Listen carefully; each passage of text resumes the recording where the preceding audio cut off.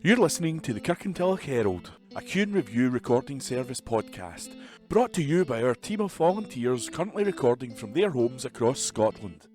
Whether you're listening via the BWBF online players, the telephone app, or our brand new Alexa skill, please phone us on 0141 772 3976 to feedback on what you want us to provide and improve upon. Please also join your family and friends in being our audio ambassadors and share our Facebook, Twitter and Instagram all at Q&A Review. That's at symbol CUEANDREVIEW.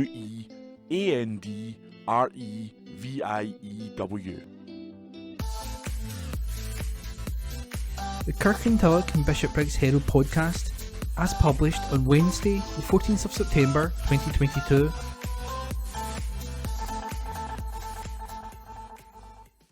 Tributes to the Queen, read by Ian. Civic representatives of East Dunbartonshire have paid tribute to Queen Elizabeth II following her death at the age of 96. Provost Gillian Rennick, Civic head of the council, said, "I was deeply saddened to hear of the passing of Her Majesty, the Queen Elizabeth II.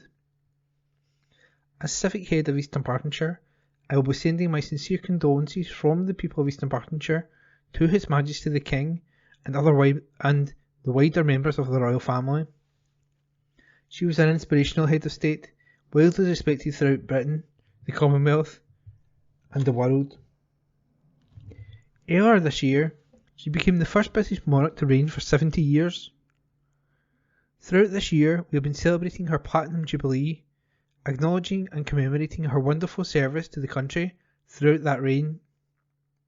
She was not only much loved by people throughout the world, we must also remember that she was also a beloved mother, grandmother and great-grandmother. My heartfelt thoughts are with all members of the royal family at this immensely sad time."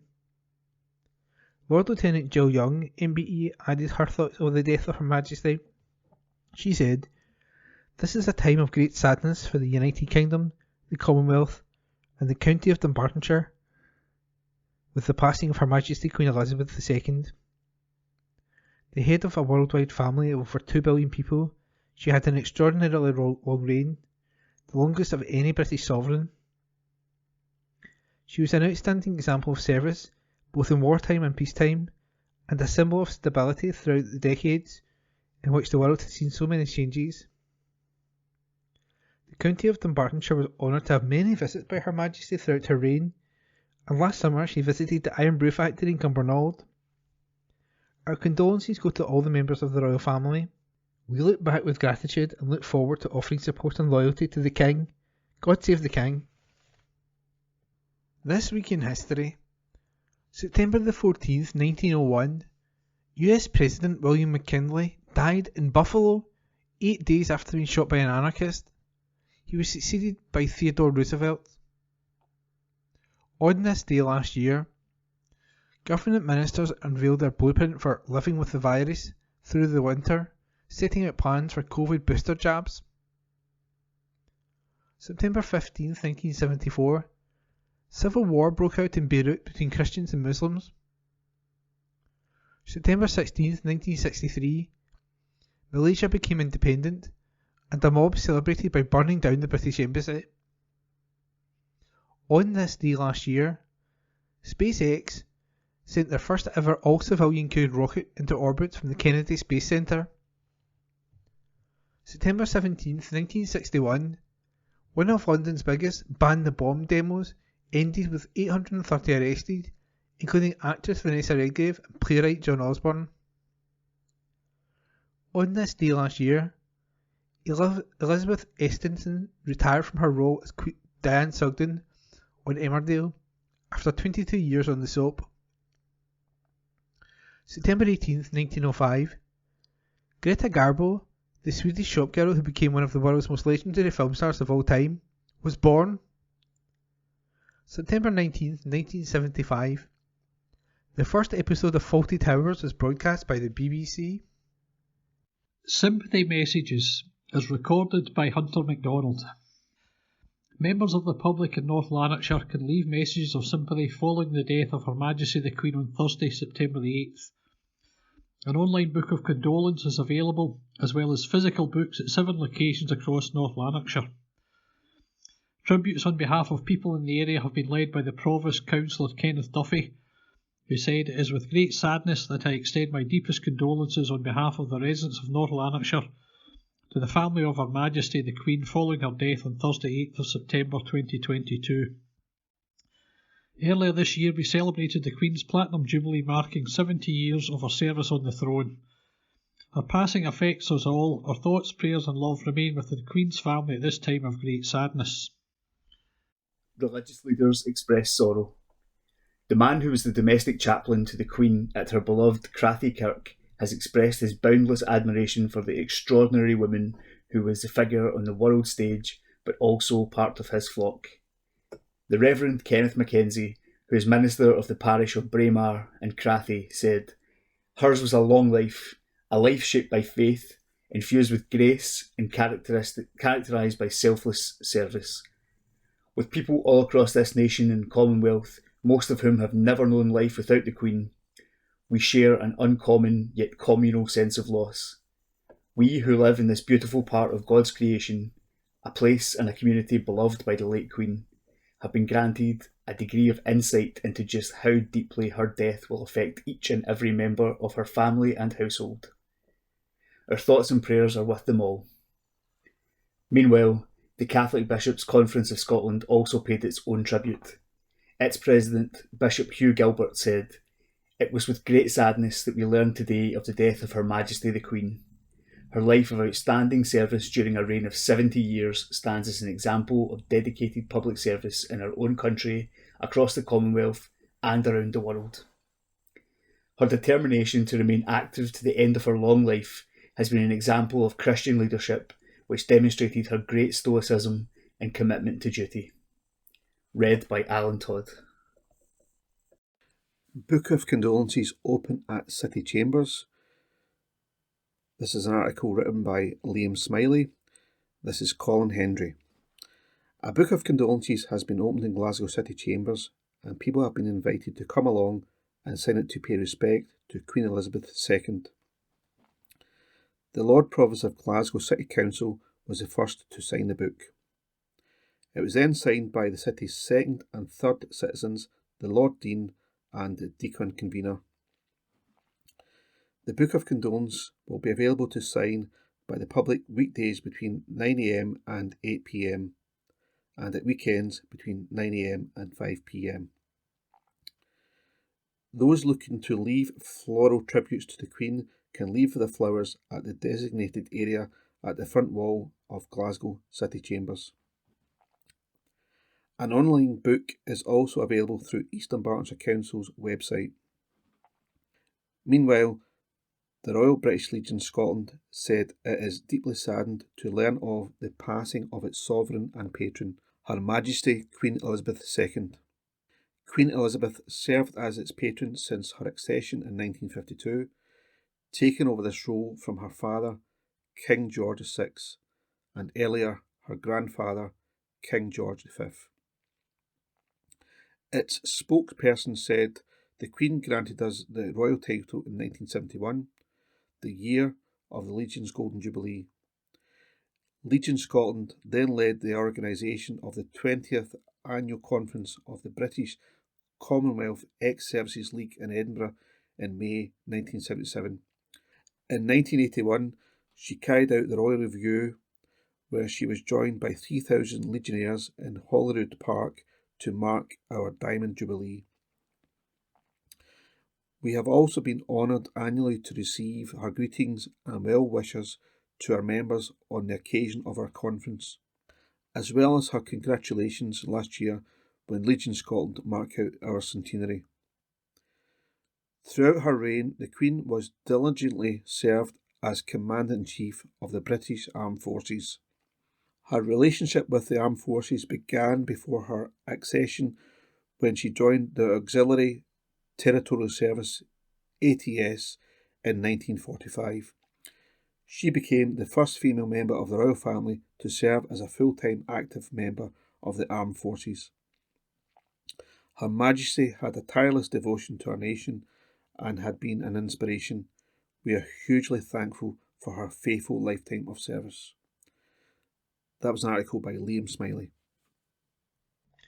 Kirky folk out for coronation.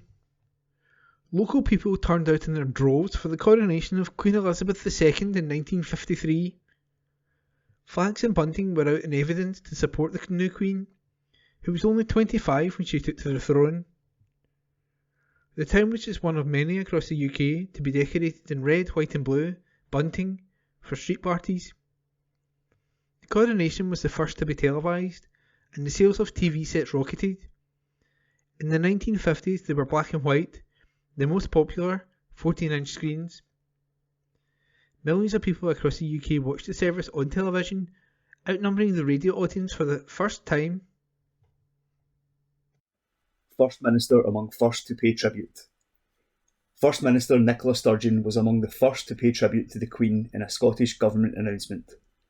Flags flew at half-mast in all Scottish Government buildings, and on behalf of the people of Scotland, the First Minister sent a message of condolence to the new King and other members of the royal family. Confirming that the monarch had passed away at Balmoral, Miss Sturgeon said, "Her Majesty the Queen gave decades of her life in service and has died here in Scotland as our longest serving monarch. Our condolences are with the King, the Queen Consort and the wider royal family. Millions around the world will share their grief, but only they will feel the loss of a mother and grandmother. The Queen was unflinching in her dedication to duty, unwavering in her commitment to public service, and unmatched in her devotion to the people of this country and the wider Commonwealth. We are all saddened by the news and will come together in the days ahead to mourn. But it is right and proper that we celebrate the unparalleled contribution she made in her 70 years as sovereign. The Queen came to the throne following the Second World War. She reigned through decades of social change and lived to be the monarch who opened our Scottish Parliament in the age of devolution.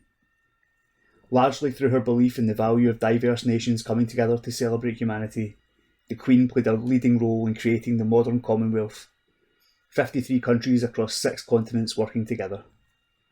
Scotland was special to her, and she was special to Scotland. Throughout her life, she had a particular fondness for Aberdeenshire and her home there in Balmoral, where she spent her final days. But her contribution to Scotland, to Scottish public life, extended throughout our country and abroad and was deeply felt by thousands. In the coming days, there will be ample opportunity for people to pay their respects by attending events across the country. The state funeral for Queen Elizabeth II will take place at Westminster Abbey on Monday, September 19th. King Charles III was officially proclaimed new monarch in a ceremony on Saturday. Lindsay Family's Poignant Farewell to the Monarch by Alison Campsey. For Shona Dyack of Lindsay, East Dunbartonshire, having the chance to pay her respects to the Queen at Balmoral had a deep poignancy. She said on Saturday, "I feel emotional being here. The reality is, the Queen is today just at the end of the drive. We come here on holiday and stay on the estate, and we have watched her come out of the gate many times. Now, this will be the last time." Shona was among the crowds who gathered on the Queen's final day at Balmoral for the fondest of farewells as the royal family thanked the public for their support. By the busload, people came to say goodbye and queued in polite fashion for the moment to leave a flower, pay their respects and play witness to this end of an era in deepest, most serene Deeside. Utter silence pinned the crowd as members of the royal family, including Princess Anne, Prince Andrew and Prince Edward, along with a number of the Queen's grandchildren, left their heavily plated cars to greet the public after attending private prayers at Kirkintilloch shortly after 2 p.m. On Sunday morning, the Queen left her beloved Balmoral behind for the very last time as her final journey from Scotland began. The royal cortege, on a scale never seen before, emerged from the castle gates at 10 a.m. with a procession of cars to make its way through Deeside and then to Aberdeen, Dundee and Edinburgh. Thousands lined the route, which slowed to walking pace at points, with the journey to the capital to take more than 6 hours. The 175-mile journey ended at the Palace of Holyrood House in Edinburgh. St Giles Cathedral was to host a service to celebrate the Queen's life and her connection to Scotland. She was to lay at rest there until yesterday afternoon, Tuesday, allowing members of the public to pay their last respects. From Thursday, the Queen will lie in state at Westminster Hall for 4 days. Her funeral will take place at Westminster Abbey on Monday, September 19. The last member of the royal family to lie in state in the hall was the Queen Mother in 2002, when more than 200,000 people queued to view her coffin. That article was by Alison Campsey. Moderator's memories of Queen. A former moderator of the Church of Scotland has shared his treasured memories of Her Majesty the Queen. The Very Reverend Dr. Angus Morrison, a member of the Chapel Royal, spent a weekend at Balmoral during his time as moderator from the 2015 to 2016. He said, "I suspect, like most visiting preachers, spending the weekend at Balmoral with the Queen for the first time, I was somewhat nervous in anticipation of our first meeting. Escorted to the drawing room, I found the Queen sitting at a small table playing the game of patience. After friendly greetings, she resumed her seat, with me sitting close by. She continued to play as we engaged in conversation. It struck me as a very kind means of helping the visitor to relax, having us both focus on the table and cards. As the conversation developed, the Queen gave increasingly less attention to the game and we became quite animated as we spoke. While, of course, one always remained very aware of who this extraordinary person of such presence was, the Queen's genuine personal interest and humanity soon dispelled any sense of nervous unease." He added, "Towards the end of each season at Balmoral, it was the Queen's custom to send members of her staff there with a gift. I was invited to accompany her to the ballroom for this special occasion. We met first in the library, where a horse race was underway in the somewhat unusual television installed there. One of the Queen's own horses was competing, and we stood in the middle of the floor with Her Majesty clutching her handbag for what felt like a rather long time. The Queen's commentary as the race progressed, especially when another horse appeared to cut across hers, was interesting to say the least. Afterwards, in the ballroom, she presented a beautifully illustrated book about British flora and fauna to all of the staff present, as they came forward one by one to receive it in person from her. One strong impression that remains with me was the way the Queen gave to each individual her full attention as she gave their books. She was a remarkable woman." Frail Queen was in good spirits for last picture.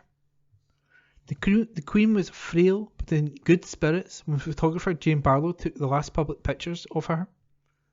Jane, who formerly worked for her sister titled The Scotsman, had been dispatched to Balmoral to capture the moment when the monarch met the new Prime Minister, formally appointing Liz Truss to her new role. While waiting for the Conservative leader to arrive at the Queen's Highland retreat, she took some portraits. In true British style, there was small talk about the weather, with dark skies and heavy rain overhead for much of the day. But Jane, who has been a staff photographer with PA in Scotland for 6 years, said for the Queen, I got a lot of smiles from her. Miss Truss was then formally announced and came into the room, and she greeted her with a big smile. With the Queen and a new Prime Minister in conversation, Barlow was ushered out. She added, "It's a real privilege to be able to take that picture, and an honour and a privilege. It's like that for a lot of our job. I was there to photograph her meeting the new Prime Minister, but for me the best picture was one of the Queen on her own, and it has obviously become more significant now." Speaking about the Queen, she said, "She certainly did look more frail than when I photographed her in the summer.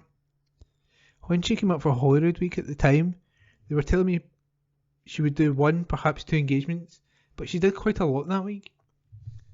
That week saw Jane photograph the Queen as she had audience with Nicola Sturgeon and Holyrood presiding officer Alison Johnson, and as she took part in a number of official engagements, including the ceremony of the Keys, which marks the start of the week of royal engagements north of the border, and the Rendendo Parade, involving the Royal Company of Archers, which functions as the monarch's ceremonial bodyguard in Scotland.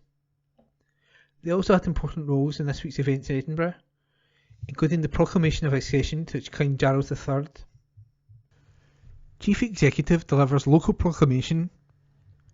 East Dunbartonshire Council's Chief Executive, Jerry Corns, delivered the local proclamation on Sunday, following the sad news of the death of Her Majesty.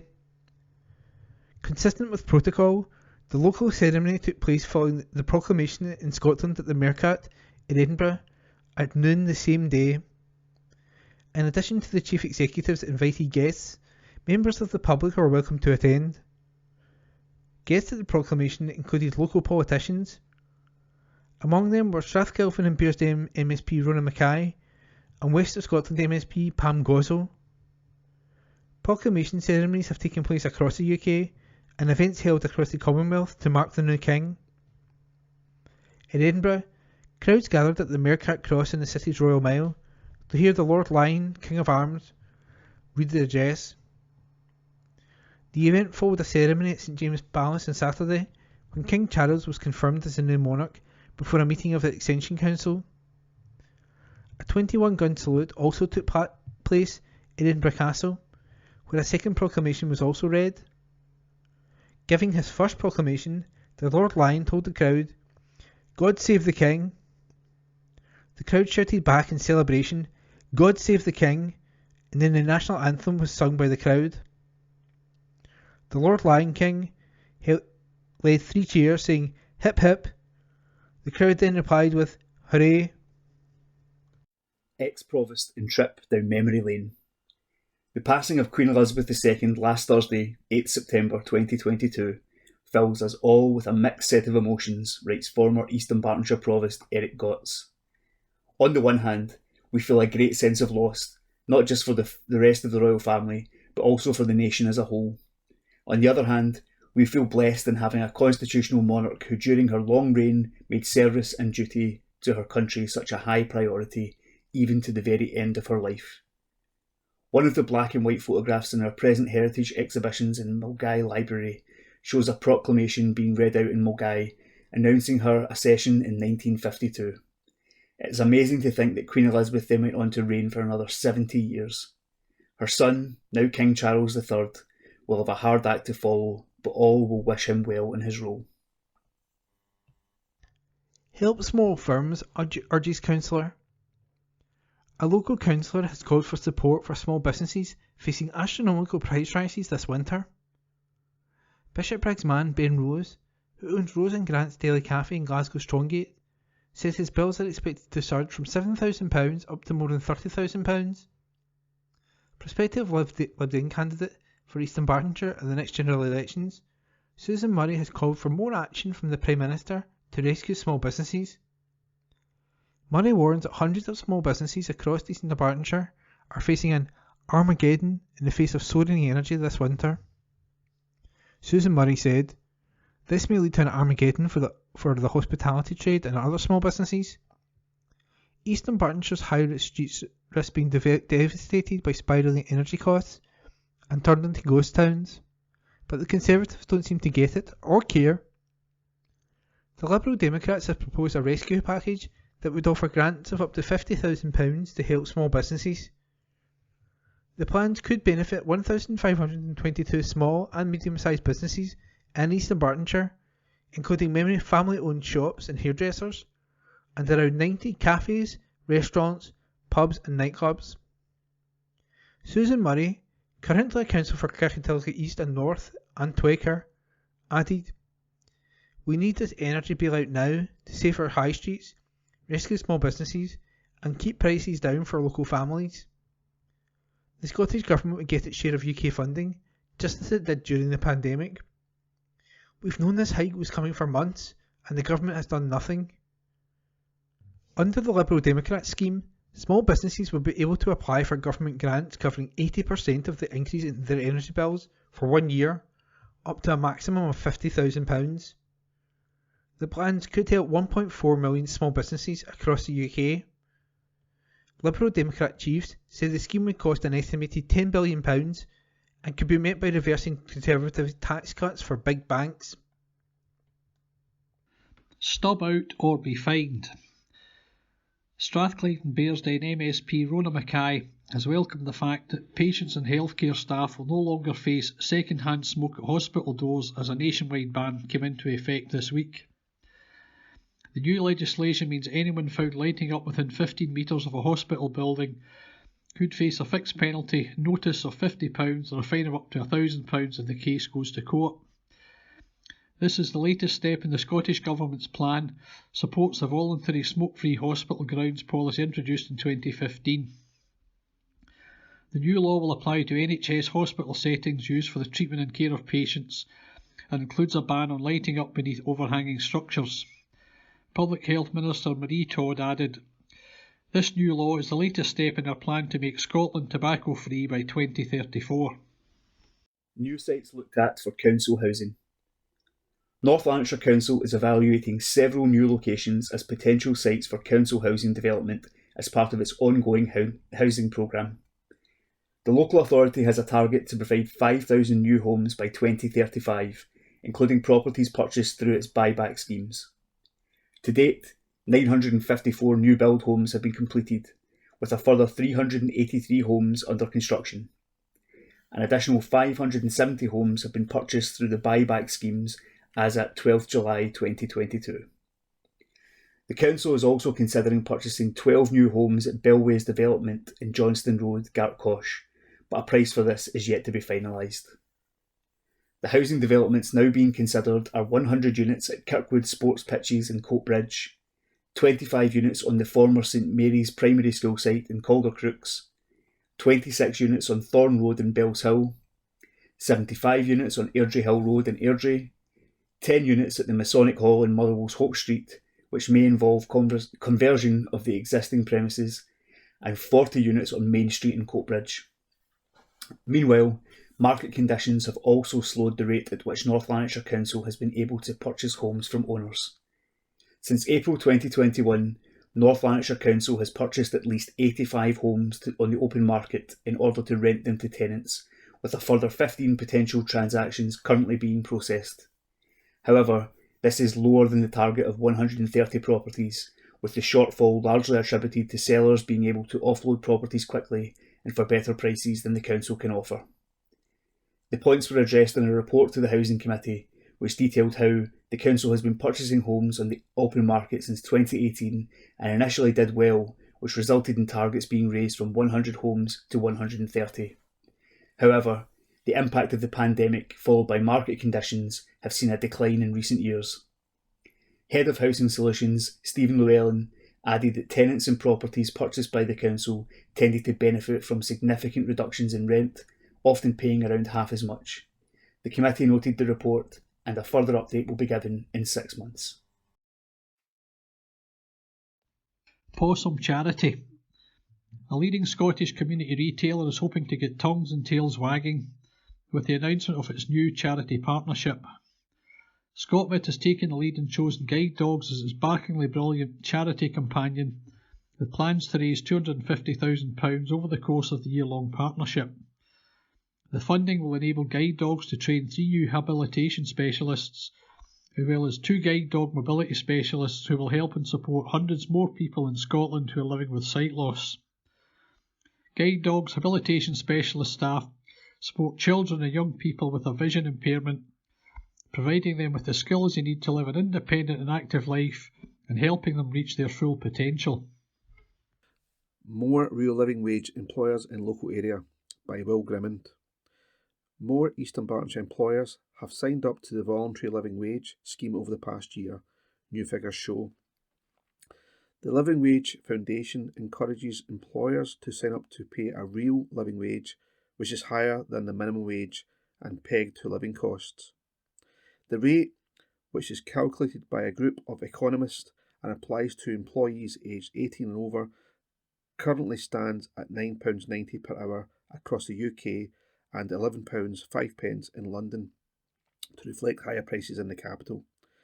For comparison, the government's living wage stands at £9.50 per hour for people aged 23 and over and £9.18 for over 21s. Figures shared with Radar show there were 23 accredited real living wage employers in East Dunbartonshire as of the start of July, up from 18 at the same point last year and 8 5 years ago. The soaring cost of fuel, energy and food has put wages under the spotlight. Workers in some industries have gone on strike this summer, asking for a better deal from their employers. Catherine Chapman, Director of the Living Wage Foundation, said the cost of living crisis has made increasing wages for the low paid more important than ever. She said paying the living wage is not only the right thing to do for struggling workers and families, but it's also good for businesses, with employers benefiting from greater staff morale and productivity and reduced staff absenteeism and turnover. The Foundation announced in May that 10,000 employers had signed up to the scheme, covering nearly 350,000 workers, or around 1 in 13 employees in the UK.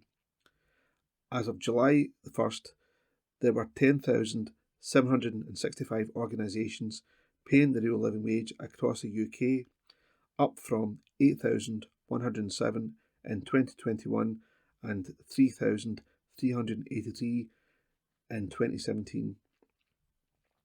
Researchers at Cardiff University estimate this has provided an extra £1.8 billion to low-paid staff. Across Scotland, there are 2,790 real living wage employers, an increase from 880 in 2017. Despite this, many UK workers are still on low pay.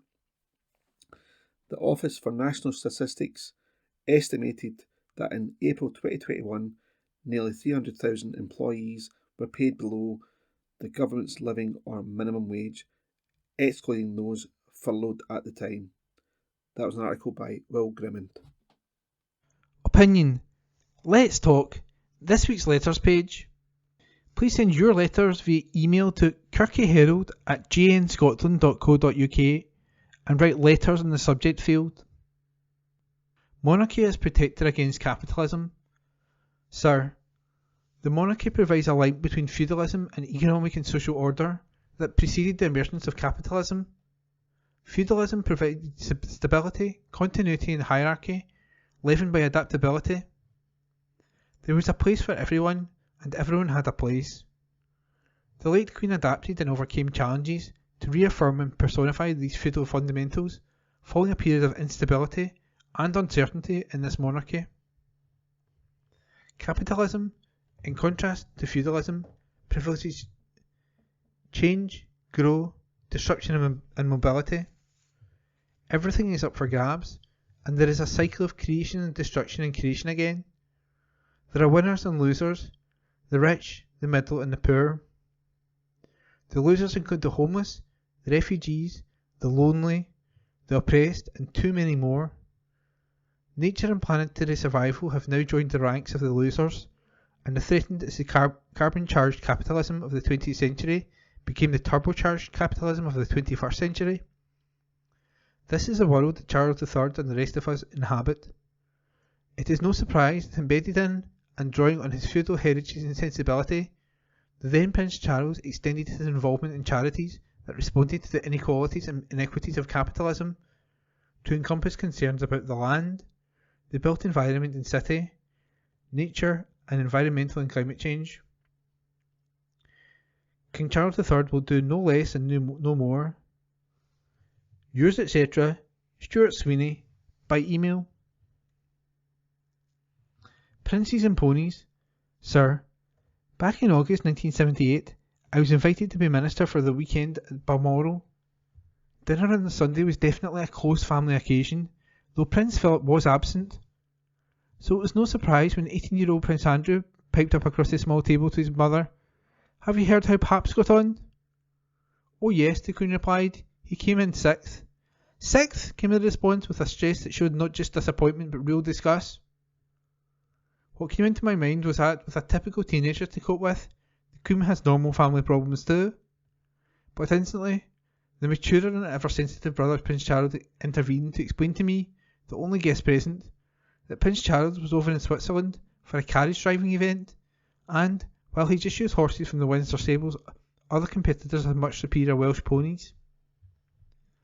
Earlier in the next summer, I noticed in the Scotsman that the Queen's birthday gift to her husband was a team of Welsh ponies. Yours, etc., Reverend Jack Kellett. Address supplied. Lying in state, Sir, it was fitting the late Queen's body lay for one night, Sunday, at Holyrood House. Even more had it been in the adjoining former Abbey and Chapel Royal. For here lie the remains of so many of her ancestors: David II, James II, Mary of Guterres, James V, Mary of Guise, Lord Darnley, and others. Many of the remains were desecrated in the anti-Catholic riots of 1688 and reinterred by Queen Victoria. As St George, Windsor, later came to replace Westminster as chief royal mausoleum, so did Holyrood and others replace Iona and Dunfermline. Indeed, this must be the first time a royal corpse was laid in Holyrood since 1567. St Giles, for the second night in Edinburgh, is definitely significant in being where Queen Elizabeth was proffered the honours of Scotland in June 1953. Yours, etc., H.I.R. Allen, by email. Dignified, Sir, I've often criticised the First Minister for her lack of dignity and grace, and I found her body language when, with Boris Johnson, or members of the royal family, embarrassing and merely and obviously playing up to her party's extremist fringe. As well, I thought the SNP's attitude to the free book produced for children to mark the 70th anniversary of Queen Elizabeth's accession to the throne was churlish and mean-minded. However, in the wake of the Queen's death, may I say the First Minister has acted to date in an exemplary fashion. Being dignified is not as hard as perhaps she thought. Maybe she will now realise that being pleasant and courteous and graceful is easier than being churlish, and does not diminish her political views in any way. In fact, much the opposite. It is a pity for Scotland's image she could not have learned this a long time ago. Yours, etc., Alexander Mackay. Address supplied. Lending an ear to our young people. Children's Hearing Scotland, CHS, launches its autumn campaign today to recruit new panel members to support infants, children and young people in their local communities. Across Scotland, the organisation is looking to recruit volunteers from a diverse range of backgrounds, aged 18 and over, who can listen, show empathy, build trust and show compassion. Panel members are volunteers who take part in children's hearings. Their role is to listen to make legal decisions with and for infants, children and young people. They are there to ensure that a young person is at the heart of every decision made, because every decision, no matter how big or small, has an impact on the life of the child or young person in the hearing. All panel members, once selected, will take part in the CHS Dedicated Learning Academy. They will also gain a Professional Development Award for Children's Hearings in Scotland, panel members from the SQA. Elliot Jackson, Children's Hearing National Convener, said, Scotland has an ambition to be the best place in the world to grow up, to make sure all children are loved, safe, respected and able to fulfil their full potential. For some children and families, the children's hearing system has a significant role to play in this ambition. Children's hearings couldn't operate without volunteer panel members making decisions with and for children and young people. To do this, we are committed to having children at the heart of everything we do, including recruitment. This campaign comes at an exciting time of growth and change at CHS and is totally centred on what young people who have experience of children's learnings are telling us they want to see in their panel members. Qualities like being caring, compassionate, open-minded, empathetic and a good listener. If you want to make a difference, I encourage you to take the opportunity this year to join our volunteer community. There are 2,500 volunteer panel members in Scotland. In 2020 to 21, 16,248 children's hearings were held, supporting 8,977 children. Apply by midnight on October the 6th at https://chsscotland.gov.uk. Have your say on death by driving. The Scottish Sentencing Council is holding a public consultation on Scotland's first offence guideline, which covers offences of causing death by driving. The draft guideline sets out sentencing ranges to assist judges when deciding sentences for the statutory offences involving causing death by driving. A 12-week consultation has now opened for members of the public and interested organisations to have their say on the draft guideline before it is finalised. Lady Dorian, Council Chairwoman and Lord Justice Clerk said, "This guideline will bring significant benefits to both the public and to the courts. Causing death by driving offences are very serious in nature and are of significant public concern. They can be among the most complex and emotive cases before the courts, and a guideline that explains how the sentences are decided, listing some of the factors taken into account, will be helpful to public understanding. The guideline will also assist in relation to the predictability of a sentence. In court, the guideline will assist judges in making what, at times, can be challenging sentencing decisions. There can be a significant difference between the harm caused, in these cases of fatality, and the culpability or level of blame of the offender. It is vital to us that we get the widest possible range of views and would urge people to take this opportunity to help shape our first offence guideline, which will also serve as a template for future offence guidelines. To have your say, visit consultations.scottishsentencingcouncil.org.uk by November 22nd. That's consultations.scottishsentencingcouncil.org.uk by November 22nd. Public meetings to help the Scottish Ambulance Service. The Scottish Ambulance Service, SAS, is holding 3 virtual meetings this month for the public to provide feedback on its air ambulance service prior to its procurement. The meetings will take place via Zoom on September the 22nd, 26th and 29th from 7pm to 8pm. It will build on questionnaire feedback from the first phase of the air ambulance re-procurement consultation and engagement programme, which ran earlier this year. The air ambulance service, which is funded in its entirety by the Scottish Government, transfers patients living in remote, rural and island communities to and from hospital. It also provides air ambulance support to the Scot Star retrieval teams and responds to 999 calls in a helicopter emergency medical service HEMS role. Currently, the service is delivered through a managed contract of 2 helicopters, one based in Glasgow and one in Inverness, and 2 fixed-wing aircraft, one at Aberdeen Airport and one at Glasgow Airport. In addition to the 4 government-funded aircraft, the service is supplemented by 2 helicopters provided by Scotland's charity Air Ambulance. A national multidisciplinary team of paramedics, nurses, advanced practitioners and doctors work together to provide a flexible and responsive service that offers timely, safe and effective care for patients. Paul Massett, SAF Chief Operating Officer, said, "These online meetings are a key part of our consultation work, and their output will inform the re-procurement of our air ambulance service prior to its renewal. It's vital we collate as many views as possible, so I'd encourage people to join the meetings and share their opinions with us. To register your interest for an online meeting and to receive joining instructions, email sas.airamb@nhs.scot. That's sas.airamb@nhs.scot with your preferred date. For those who cannot attend these sessions, please also contact the above email address and a consultation form will be sent to you for a week commencing September the 19th. The SAS's air ambulance service undertakes around 3,500 missions every year across Scotland. Age Scotland welcomes rent freeze. The First Minister has imposed a rent freeze for private socially rented homes as older tenants in Scotland struggle to cope with the crippling cost of living crisis. Freezing rents until the spring and banning evictions over winter will give some reassurance to the hundreds of thousands of older renters who find themselves faced with soaring energy bills and the rising cost of essentials including food.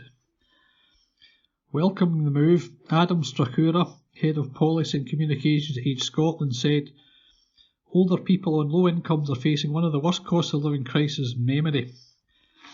For the growing number of older people living in rented accommodation, the announcement is at least one less thing for them to worry about over the winter. Age Scotland's helpline 0800 1244 222 is also on call to support older people who are struggling. District News, Churches, Kirkintilloch, Church of God. At Regent Hall, Regent Street, every Wednesday our coffee corner is open from noon to 2 p.m. for home baking and coffee. Join our friends and neighbours for a chat over a coffee. On Sunday, there will be a Zoom service at 6:30 p.m. The speaker this week will be Tony Smith. A warm invitation to everyone who is able to join us on Zoom. Access details for the stream can be obtained by emailing hello@regenthall.org. For up-to-date and further information on our services, visit our website on www.regenthall.org. Jesus said, "The Son of Man did not come to be served, but to serve, and give his life as a ransom for many." Mark chapter 10, verse 45. Home Church, Scotland, Lammermoor Road, Kirkintilloch, G66 2AB. I look to the mountains. Where will my help come from? My help will come from the Lord who made heaven and earth. Psalm 121, verses 1 and 2. One Church, Home Church. 4 locations: Kirkintilloch, Glasgow, Stornoway and online. A church for all ages. 9:30 a.m. Communion. 10 a.m. Prayer time. 10:30 a.m. Fellowship, tea and coffee available. 11 a.m. Worship service in Children's Church, followed by tea and coffee. The Sunday evening service is in Renfield Centre, Bath Street, Glasgow at 7 p.m. Minibus leaves Home Church at 6:30 p.m. Wednesday at 7:30 p.m. is Fellowship Night, including prayer and Bible study, starting on September the 14th. Alpha starts soon in Kirkintilloch and Glasgow. Youth meet on Fridays at 7:30 p.m. See Facebook and Instagram for up-to-date information for September. St David's Memorial Park Church. At St David's Memorial Park Church, our morning service on September the 18th will be at our usual time of 10:30 a.m. and will be led by our Church of Scotland reader John Nicholson. During our morning worship, school-aged children will have the opportunity to go through to our halls for their own time of fun and learning with jam. All are welcome to attend our service. There are some COVID measures still in place, however. The wearing of face masks is not mandatory at this time. We look forward to welcoming you to the church. Our Tuesday lunchtime service will be held each Tuesday from noon in our small hall. Our next service will be Tuesday, September the 20th. All are welcome to attend this afternoon service. Our guild has also resumed and will take place on September the 20th from 7:30 p.m. to 9:30 p.m. The theme is Blether with Beat. We would like to extend a warm invitation. Kenmure Parish Church. Alison and Bruce Keith will lead us in our morning worship this Sunday, beginning at 11 a.m. The service will be followed by a time of fellowship, teas and coffees in the hall. We will also hold an informal cafe-style praise service in the hall, starting at 7 p.m, with a mixture of praise and fellowship, not to mention the cake and scones. A warm welcome is extended to both the morning and the praise services. The wearing of masks we leave to personal choice throughout the sanctuary. The service will be live streamed on YouTube and can be found by searching for Kenmure Bishopbriggs. Our GB company has started its new session, meeting on Tuesdays with Explorers, P1 to P3, from 6:30 p.m. to 7:30 p.m. Juniors, P4 to P7, from 6:30 p.m. to 8:30 p.m. and Seniors, S1 to S6, from 7 p.m. to 9 p.m. Toddlers group are also meeting on Wednesday mornings from 10 a.m. to 11 a.m. Details of all our groups that are currently running may be found on our website kenmure-church.co.uk. To find us on Facebook, just search for Kenmure Parish Church. If you would like to join our WhatsApp group or receive the Bible studies from ABC, then email us at kenmurechurch@icloud.com. Colston Wellpack Church. Welcome to our morning service this Sunday at 11 a.m, led by Reverend Ronnie Craig, Leslie Grieve on holiday. Tea and coffee served in the hall after the service. The Colston Art Club is on this Monday at 10 AM till 1 PM. New members invited. For further information, contact 07709 584 680. The 200th Boys Brigade has restarted, and anchor and junior sections commenced on Tuesdays at 6:30 PM. Company and senior sections Fridays at 7 PM in the church halls. The Brownies have also restarted and are looking for girls aged 7 to 10 years, starting at 6:30 PM on Wednesdays. The food bank remains open every Monday and Friday from 2 PM to 4 PM. All donations of non-perishable foods gratefully appreciated. Follow our services on Facebook at Colston Wellpark Parish Church. And if you require further information on our church activities and so on, contact 07813 255 952. Springfield Cambridge Church. Morning worship on Sunday, September the 18th, will celebrate Harvest Thanksgiving. The service will be led by Reverend Ian Taylor, Reverend Edson Duque de Castro, and Mrs. Julie Harty at 11 AM in the sanctuary. The Sunday school has resumed in room 2. There is also a creche facility where we will be happy to look after your child, birth to 3 years, in room 2. Donations to the Harvest Thanksgiving this year will support the work of the Lodging House Mission and the local food bank and Colston Wellpark Church. Full details of items for donation can be found in the September copy of our magazine, which is online from September 11 on our website and Facebook page. Morning worship has also been live streamed on the Springfield Cambridge Church YouTube channel.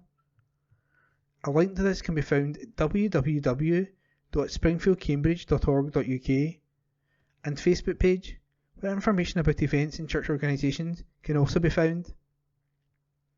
Rolls and sausage, tea and coffee are available after the service in the Cameron Hall.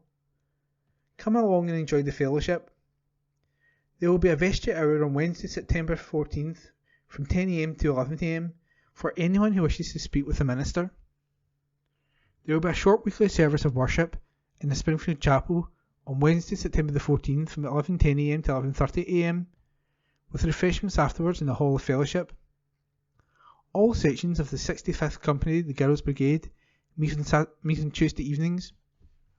The Explorers, P1 to P3, 6:30 PM to 7:30 PM. The Juniors, P4 to P7, 6:30 PM to 8 PM.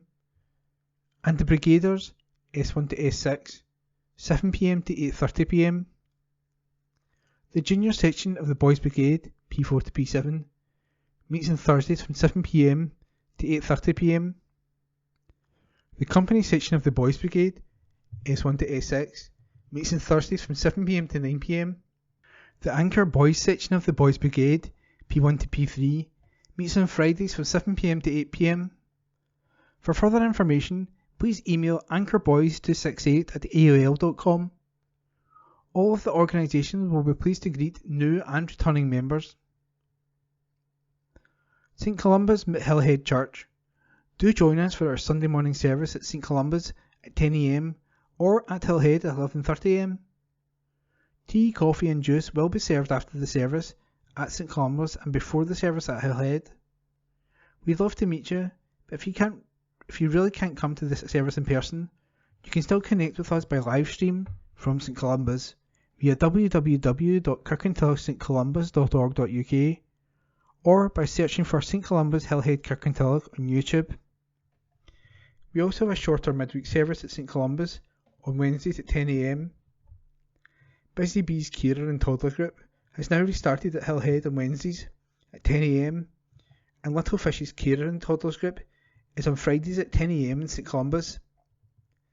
First Kirkintilloch BB has also restarted after the summer and meets on Friday evenings for school-age boys. Reverend Philip Wright, Minister, St Columba's Hillhead Church, Old Dale Road, Kirkintilloch, G66 3HQ, and 2 Rosebank Avenue, Kirkintilloch, G66 2PR.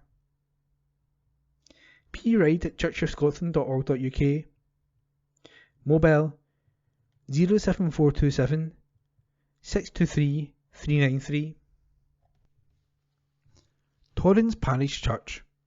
The Sunday morning service, in person, is at 10:30 a.m, conducted by Reverend Stuart Irvin.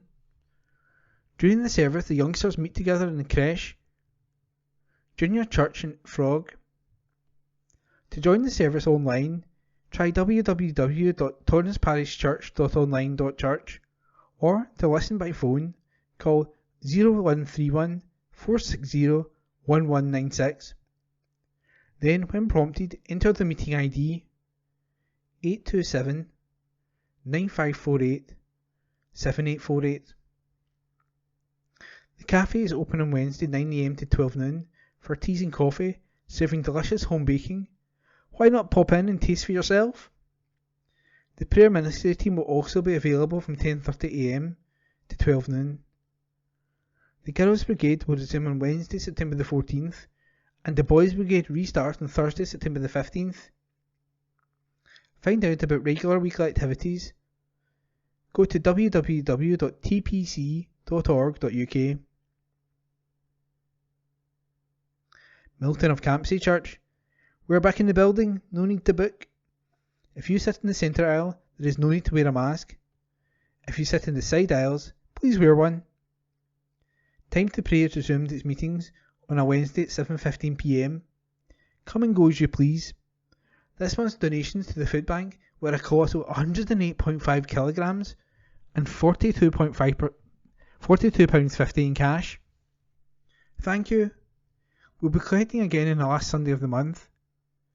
Monday, Baby and Toddler Group, Hobbies Club, Badminton Club. Wednesday, Coffee and Cake Afternoon for Guild Week. Time to Pray, Kirk Session. Friday, BB Anchor and Junior sections restart. Our family Kelly on Saturday, September the 17th is for all the family from 6:30 p.m. to 8:30 p.m. There will be music, a bouncy castle, juice, no alcohol and cake, plus an opportunity to donate to URAid. Next Sunday, we'll be reading John chapter 3, 13 to 17. Send us a picture of yourself with something you bought recently: sofa, sweeties, bag of fair trade rice, clothes. Our Messenger magazine is now ready for distribution throughout the village and beyond. Look out for a copy coming through your door. St Mary's Parish Church. The service on Sunday, September the 17th, will start at 11 a.m. and be taken by the Reverend Dr. Ruth Morrison.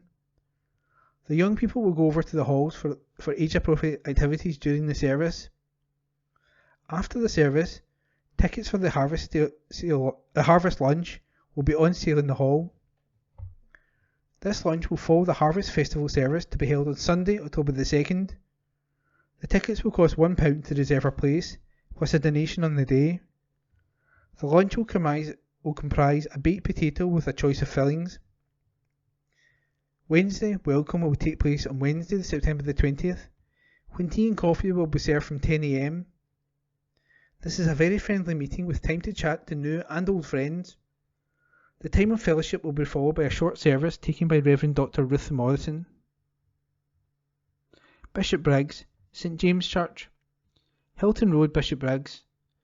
Rector Reverend Canon Paul Watson on 0141 230 4080. On Saturday, September the 17th, Dads and Toddlers will be taking place in the church again from 10:45 a.m.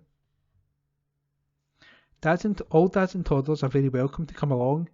Bacon rolls will be provided for the dads.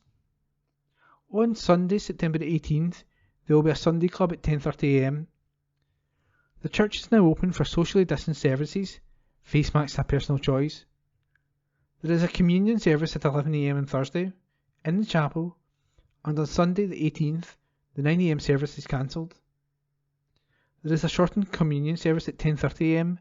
as after coffee that Sunday we have our AGM. Everyone is welcome. Do stay on for tea or coffee and fellowship afterwards. The Meditation Labyrinth is still available in the car park for a mindful walk around. There are also other virtual services and groups. For up-to-date and further information, refer to our social media, Facebook, St James the Less Bishopbriggs. Website, www.stjamesbishopbriggs.org.uk. District News, General. Music can unlock memories. Musical Memories Springburn has restarted its happy music and singing sessions for people affected by dementia and their carers. We meet every Monday at 2 p.m. at Springfield Church, opposite Springburn Rail Station. This award-winning project, Times Community Champions, provides live music and refreshments and is led by a friendly volunteer team. We have our own specially printed songbooks and we sing some Scottish songs and some popular standards of yesteryear. It is totally free. Sometimes we have some gentle movement, but it's absolutely optional. McNamara's band is our favourite.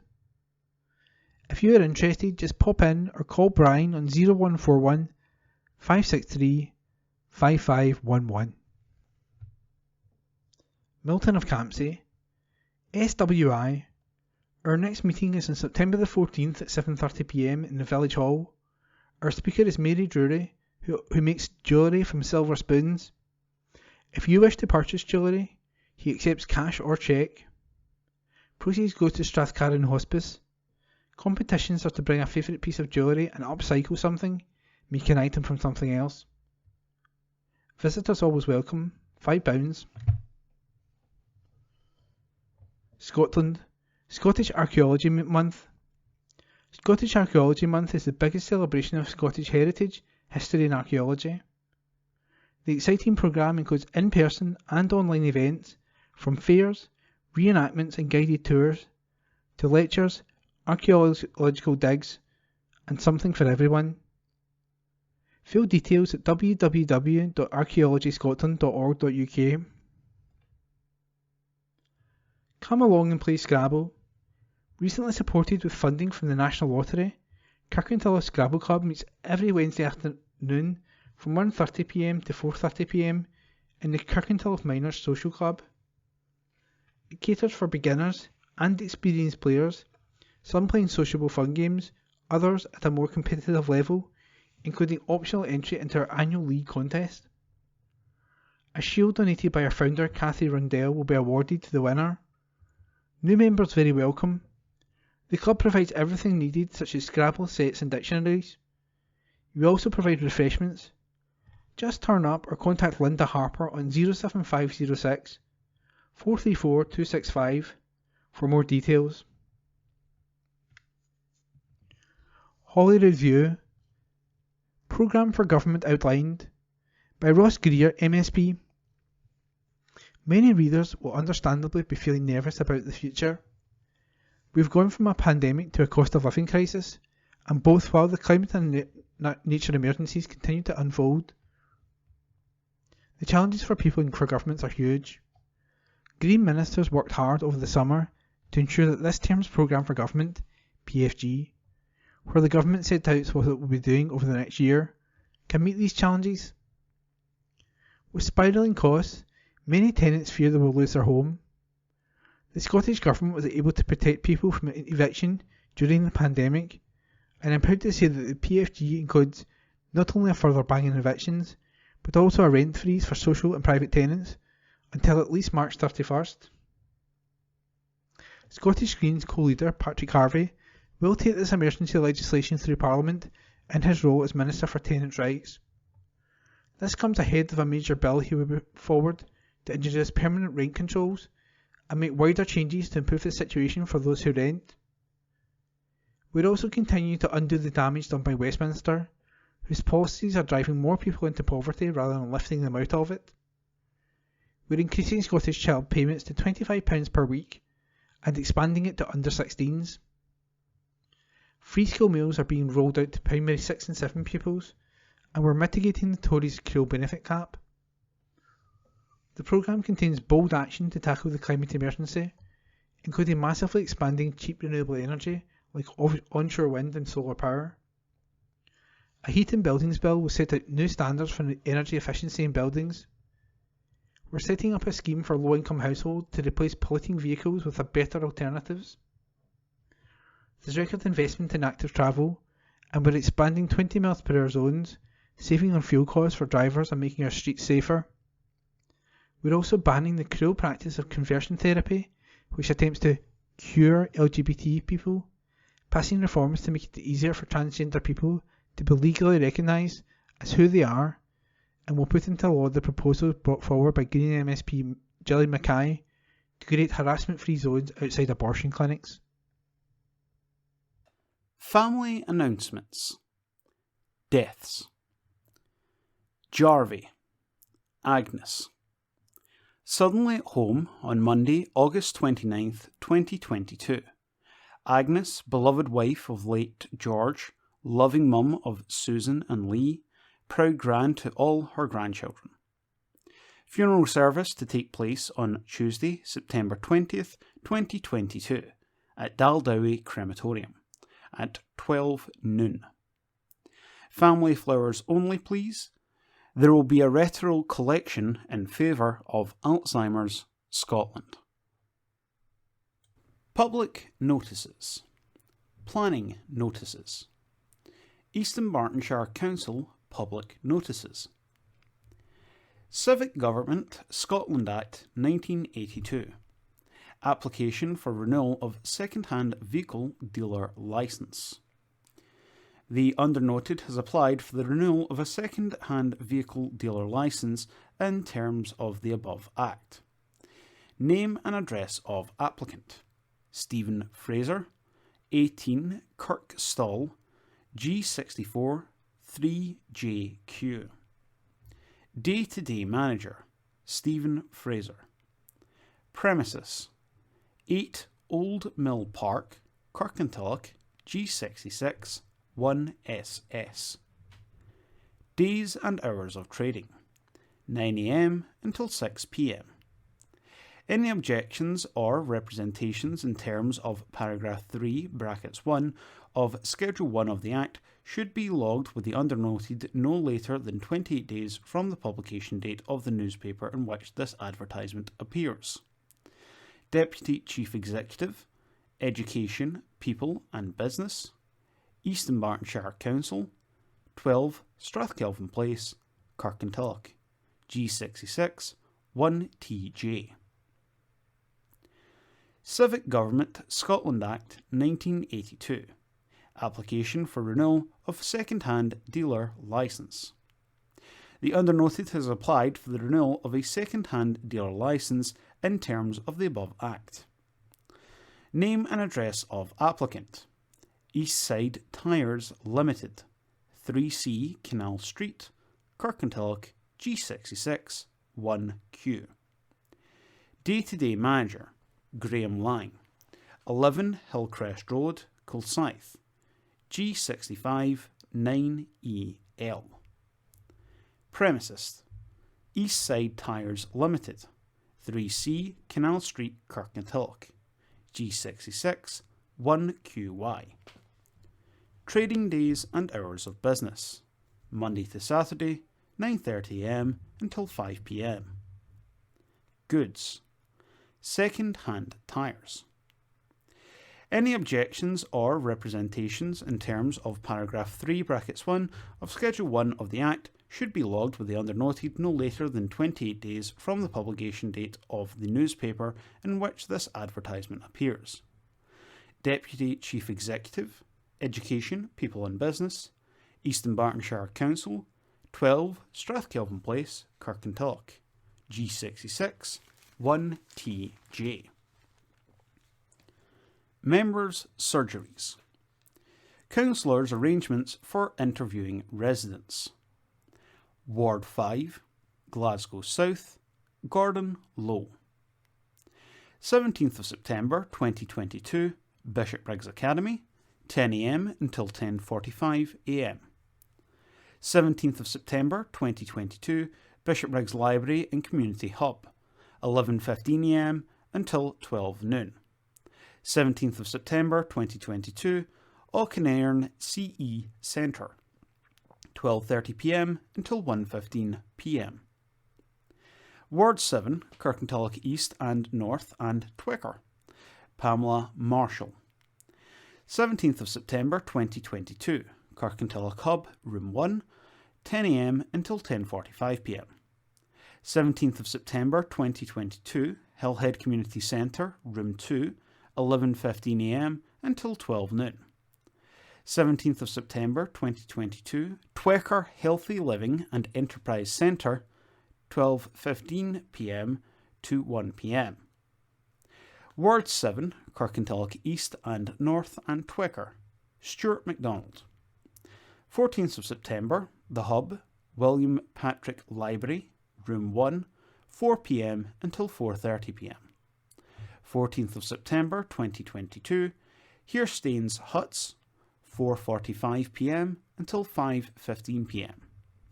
21st of September, Twecker Healthy Living Centre, 5:30pm until 6pm.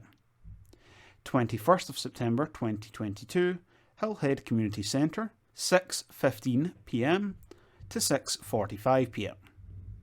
Ward 7, Kirkintilloch East and North and Twecker, Susan Murray.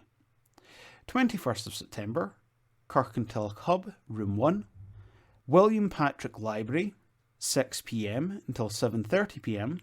Between surgeries, counsellors can be contacted at the Members Support Unit on 0300 12345 10. That number again is 0300 12345 10. Planning applications. Format: application number followed by address location followed by proposal followed by type of advert followed by period of reps. TP/ED/22/0552 33B Townhead Kirkintilloch, East Dunbartonshire, G66 1NG. Proposed change of use from Class 1 retail to Class 3 food and drink with ancillary takeaway. Sue Generis. Formation of replacement extraction system. Section 65, affecting CA 21 days. TP/ED/22/0567. 111 Cowgate, Kirkintilloch, East Dunbartonshire, G66 1JD. Change of use from an office to a residential dwelling. Section 65, affecting CA 21 days. TP/ED/22/0579. 8 Regent Square, Lenzie, East Dunbartonshire, G66 5AE. Single storey extension to rear of dwelling house. Section 65, affecting CA 21 days. TP/ED/22/0595. 48 Kerr Street, Kirkintilloch, East Dunbartonshire, G66 1JZ. Replacement front door and window. Section 65, affecting CA 21 days. The application plans and other documents can be viewed online through the Council's website. The current restrictions on non-essential office work associated with the coronavirus pandemic means that plans cannot be viewed in Council offices as normal. Written comments may be made within the above period to the Council through the Council's website or to the above address. Any representations will be treated as public documents and made available for inspection by interested parties, and may also be published on the Council's website. Historic Event Unveils Schedule. An article written by Brian Yule and read by myself, Corey. The 2023 UCI Cycling World Championships has unveiled the official schedule for the inaugural multi-discipline cycling event. This gives cycling fans around the world a first sight of the full scale of the historic festival of cycling coming to Glasgow and across Scotland for 11 days next August. This is the first time all 13 UCI World Championships will be combined into one mega event, making it a cycling event unmatched in size and scale.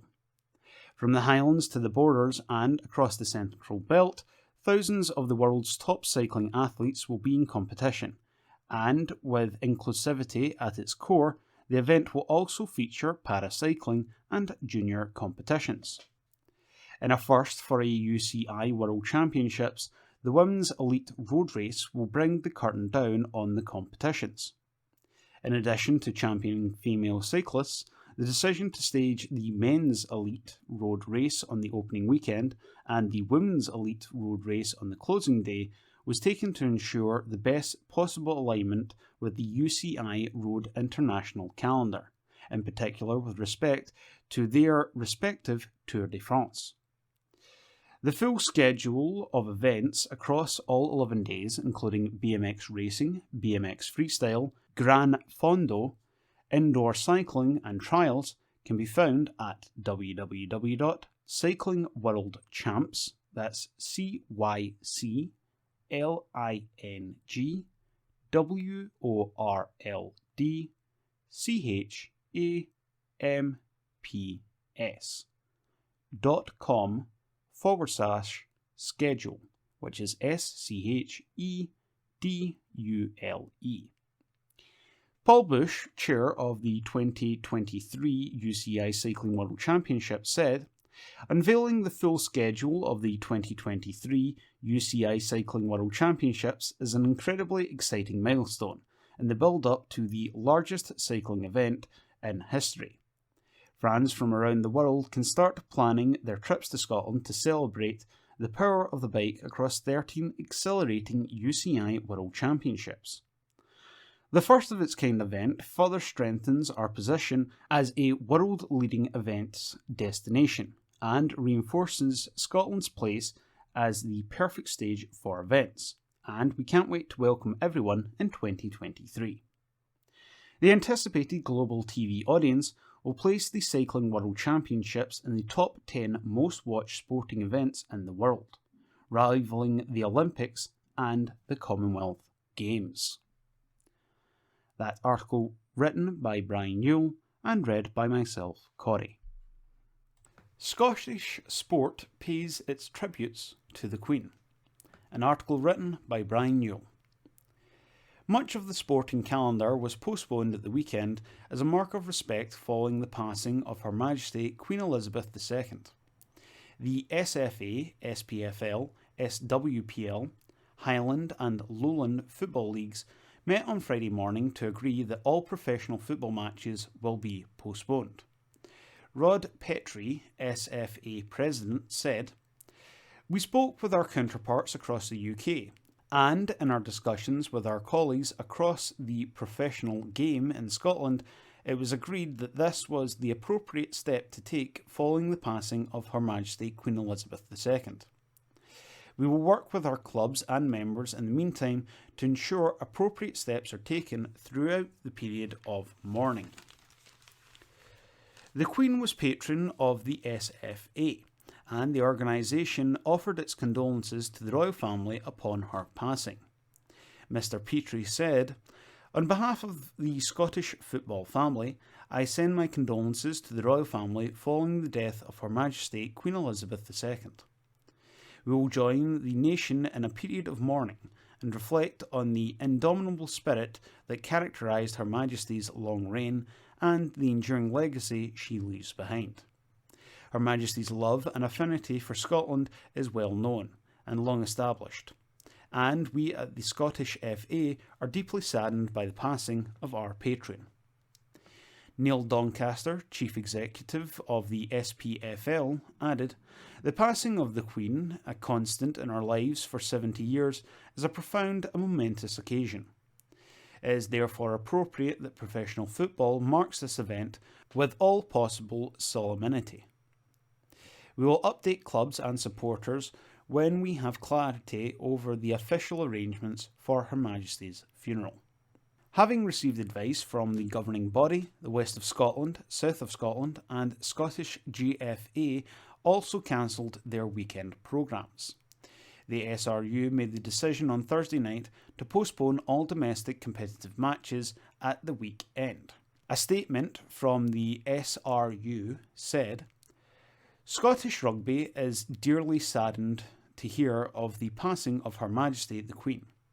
The Queen's dedication and service to public life was without equal during her 70-year reign, and our sport was honoured to host Her Majesty on several occasions.